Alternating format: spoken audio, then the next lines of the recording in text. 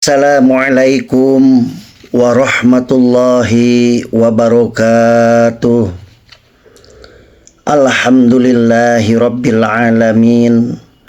Wassalatu wassalamu ala ashrafil anbiya'i wal mursalin wa ala alihi wa ashabihi ajma'in, amma ba'du.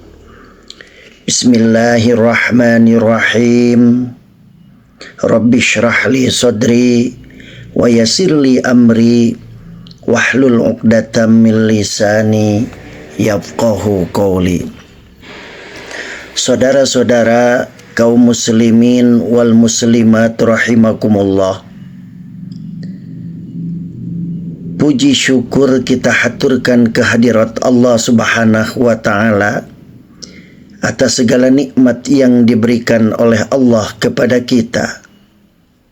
Salawat dan salam semoga senantiasa tercurah kepada Nabi Muhammad sallallahu alaihi wasallam yang telah menyampaikan syariat dengan sempurna kepada umat manusia. Semoga kita termasuk golongan orang-orang yang selalu berpegang teguh dengan ajaran beliau hingga ajal tiba. Saudara-saudara kaum muslimin wal muslimat rahimakumullah,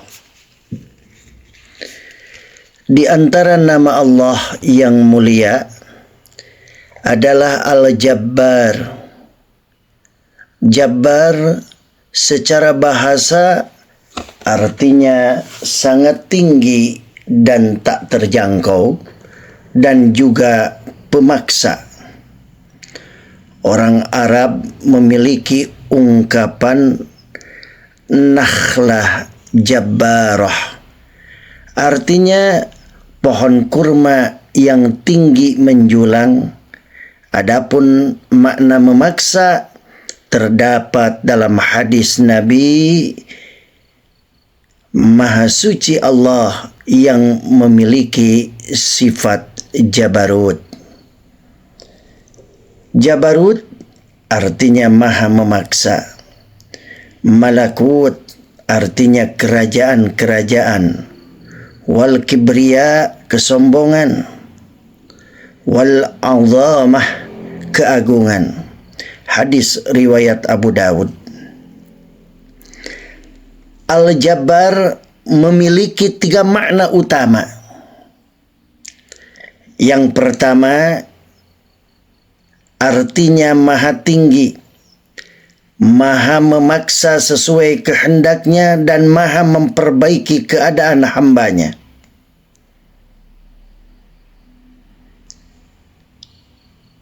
Jadi 3 makna ini disimpulkan dari beberapa perkataan ulama seperti Imam Ibnu Katsir, Imam As-Sa'di, dan Ibu Jarir At-Tabari, Ibnu Jarir At-Tabari dalam tafsir surat Al-Hasyr ayat 23. Wallahu alladzi la ilaha illa huwal malikul quddusus salam al-mu'minul muhaiminul azizul jabbarul mutakabbir subhanallahi amma yusyrikun.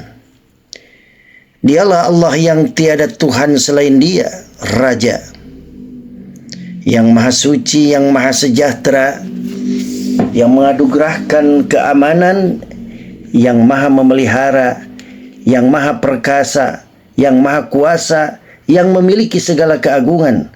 Maha suci Allah dari apa yang mereka persekutukan. Al-Quran surat Al-Hasyr ayat 23. Makna yang pertama, maha tinggi nan tak terjangkau. Allah adalah zat yang maha tinggi baik secara kedudukan maupun sifat.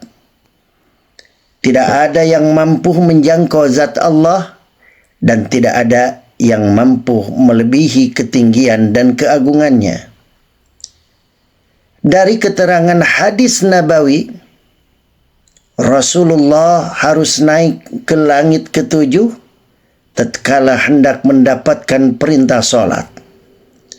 Sementara kekuatan manusia, jangankan langit ketujuh, bulan yang tampak saja belum dapat dijangkau. Misi pendaratan ke bulan oleh NASA diragukan oleh banyak pihak setelah ditemukannya berbagai macam kejanggalan. Itulah makna yang pertama. Makna yang kedua, Maha memaksa hamba tunduk sesuai skenarionya. Ini bukan berarti bahwa manusia hanyalah boneka yang tak memiliki kehendak dan Allah lah yang menggerakkan mereka. Bukan demikian maknanya. Allah Maha memaksa sesuai kehendaknya, maksudnya pada tingkatan takdir dan kejadian yang hanya diketahui oleh Allah. Makhluknya akan berjalan menuju kehendaknya. Manusia dapat berencana, tapi Allah lah yang menentukan. Manusia dengan rencananya, innal insana bisa'i wallahu bitakdir. Allah yang menakdirkan. Manusia tetap punya kehendak, tapi kehendak manusia berada dalam lingkup kehendak Allah Subhanahu wa ta'ala. Saudara-saudara kaum muslimin wal muslimat rahimakumullah. Saat Fir'aun bermimpi posisinya akan digulingkan oleh anak lelaki dari Bani Israel, Fir'aun segera menyusun rencana. Dia bunuh semua anak lelaki keturunan Bani Israel. Sampai waktu berjalan sekian lama, hingga datanglah bayi Musa yang justru hidup menjadi anak angkatnya. Pada akhirnya Fir'aun tetap hancur oleh seorang anak Bani Israel. Skenario Fir'aun berputar pada skenario yang dirancang Allah Subhanahu wa ta'ala. Saudara-saudara, Yusuf membuat rencana besar untuk melenyapkan Yusuf dari kehidupan mereka.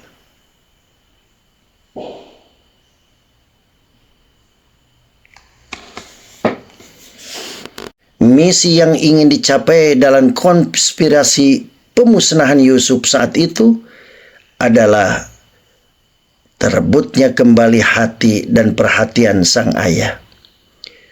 Yusuf seperti magnet raksasa yang membuat ayah mereka tak bisa berpaling darinya. Dengan hilangnya Yusuf, diharapkan sang ayah akan kembali memberi perhatian kepada anak-anak yang lain. Skenario mereka berjalan dan Allah pun merencanakan sesuatu. Dan ternyata skenario saudara-saudara Yusuf justru mengantarkan mereka kepada kerugian dan kekalahan telak. Sang ayah semakin tidak suka karena tahu makar mereka, dan Yusuf justru menemui keberuntungan besar. Padahal maksud awal skenario mereka adalah pembuangan. Itulah makna yang kedua. Adapun makna yang ketiga, Allah memperbaiki kondisi ciptaan dan hambanya. Pada ciptaannya, ada kalanya Allah memaksa ciptaannya pada satu hal demi perbaikan, meskipun awalnya terlihat seperti kerusakan. Dalam setiap musibah alam yang terjadi berlaku skenario Allah yang maha sempurna. Pada letusan gunung berapi misalnya, ada hukuman, tapi ada juga rahmat di balik musibah. Dengan letusan gunung, Allah memberi hukuman kepada beberapa hambanya, menguji sebagian yang lain, dan memberi anugerah kepada sebagian lainnya. Saudara-saudara kaum muslimin wal muslimat rahimakumullah. Allah Al-Jabbar adalah zat yang maha memperbaiki keadaan hamba yang tawadhu, lemah, dan tetap bertawakal kepada Allah. Tidak ada kekuatan apapun yang sanggup menghentikan kehendaknya. Oleh karena itu, Saudara-saudara, hendaknya kita selalu bertawakal dan berusaha menjadi hamba yang taat pada apa yang diridhai Allah Subhanahu wa taala. Insyaallah kesudahan dari semua itu adalah kebaikan dan kebaikan. Saudara-saudara, demikian 3 makna daripada Al-Jabbar menurut hadis Rasulullah sallallahu alaihi wasallam. Semoga kita semuanya ada dalam lindungannya dan mendapatkan ridhonya.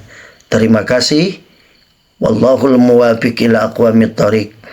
Wal afu minkum. Assalamualaikum warahmatullahi wabarakatuh.